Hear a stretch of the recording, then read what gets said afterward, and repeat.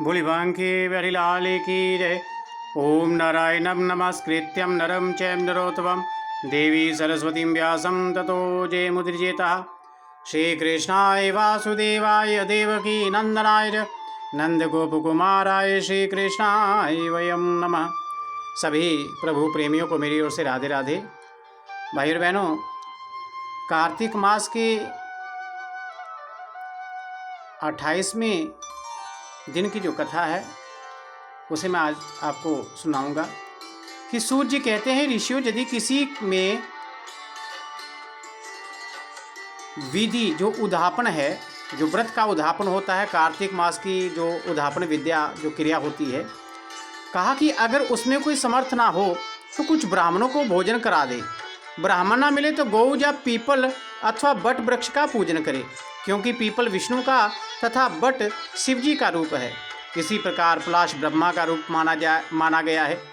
जी सुनकर ऋषियों ने पूछा, हे सूत जी, ब्रह्मा विष्णु तथा महेश वृक्ष भाव को किस प्रकार प्राप्त हुए, जी बताने की कृपया करें।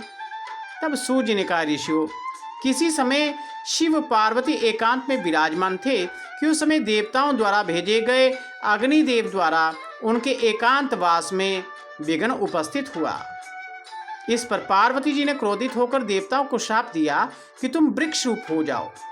तब विष्णु गया में जाकर पीपल हो गए, शिव काशी में अक्षय भट्ट और ब्रह्मा जी पलाश रूप हो गए। बस तभी से पीपल तथा बट वृक्ष का पूजन होता है। तभी ऋषियों ने पूछा कि शनिवार को पीपल का पूजन होता है लेकिन रविवार को नहीं होता, इसका क्या कारण है। सूत जी कहने लगे, हे ऋषियों, समुद्र मंथन के समय जब 14 रत्नों में से कौस्तुभम मणि तथा लक्ष्मी जी को प्राप्त करने के बाद विष्णु भगवान लक्ष्मी जी से विवाह करने लगे, तब लक्ष्मी जी ने भगवान से प्रार्थना की कि मेरी एक बड़ी बहन दरिद्रा वो अविवाहिता है, पहले उसका विवाह होना चाहिए। शास्त्र सम्मत पहले बड़े का विवाह हो फिर छोटे का होना चाहिए। ये सुनकर विष्णु ने लक्ष्मी जी की ज्येष्ठा बहन अलक्ष्मी अर्थात दरिद्रा उद्धालक ऋषि को सौंप दी। यद्यपि अलक्ष्मी का रंग काला, नेत्र लाल और बाल बिखरे होने के कारण कुरूपा थी, परंतु भगवान की आज्ञा मानकर उद्धालक ऋषि दरिद्रता को अपने आश्रम में ले आए। आश्रम में आकर अलक्ष्मी ने देखा कि वहाँ वेद पाठ तथा हवन होता रहता है। ये देख उसने मुनि से कहा कि मैं ऐसे स्थान में रहने की बजाय उस स्थान में रह सकती हूँ जहाँ चोरी होती हो, ब्राह्मणों का अपमान होता हो। उसकी ये बात सुनकर उद्दालक ऋषि अत्यंत दुखी हुए और उसे वहीं छोड़कर कहीं चले गए और कहा कि मैं तुम्हारे लिए कोई उपयुक्त स्थान ढूंढकर आता हूँ। ऋषि के जाने के बाद कुछ देर तक अलक्ष्मी ने उनकी प्रतीक्षा की और इसके बाद वह रोने और चिल्लाने लगी। तब लक्ष्मी जी ने भगवान से कहा कि हे भगवान, ऋषि द्वारा त्याग दिए जाने के कारण बहन लक्ष्मी अत्यंत दुखी हो रही है, अंत आप जाकर पहले उसे शांत कीजिए। तब विष्णु भगवान लक्ष्मी जी सहित आकर बोले कि हे दरिद्रा, तुम पीपल में निवास करो, पीपल हमारा ही अंश है। जो कोई कार्तिक शुक्ल पूर्णिमा को पीपल का पूजन करेगा वह तुम्हें प्राप्त होगा और उसके जहाँ लक्ष्मी का वास होगा।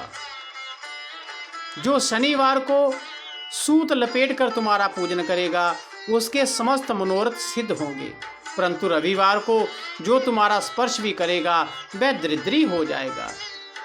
इतना कहकर भगवान लक्ष्मी जी सहित अंतर्धान हो गए।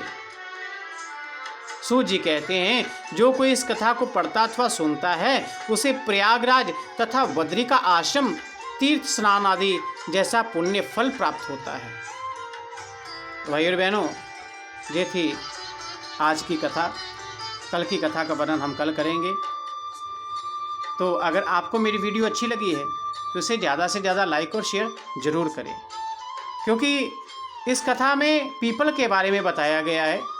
जैसे हमारे मन में प्रश्न आ जाता है कि इंसान पीपल की 7 दिन में से 6 दिन पूजा कर सकता है। शनिवार को विशेषकर बताया गया है कि शनिवार को विशेषकर पूजा करता है, लेकिन एतवार को पीपल की पूजा नहीं की जाती, ना ही पीपल देव को स्पर्श किया जाता है। तो और बहुत सी ज्ञान भरी बातें जो कथा के माध्यम से ही हमको पता चलेंगी। और भी अच्छी अच्छी कथाएं मैं आपके लिए लेकर आऊँगा। आपके बहुत से प्रश्नों के उत्तर इन कथाओं में मिलेंगे। तो मैं आपसे कहूँगा कि जिन लोगों ने मेरे चैनल को अभी सब्सक्राइब नहीं किया, वो जल्दी से मेरे चैनल को सब्सक्राइब करके बेल आइकॉन बटन पर क्लिक जरूर करें, ताकि जो मेरे आने वाले धार्मिक वीडियो आपको मिल सके, कोई छूट ना जाए। इसलिए सब भाइयों को, बहनों को राधे राधे, जय श्री कृष्ण।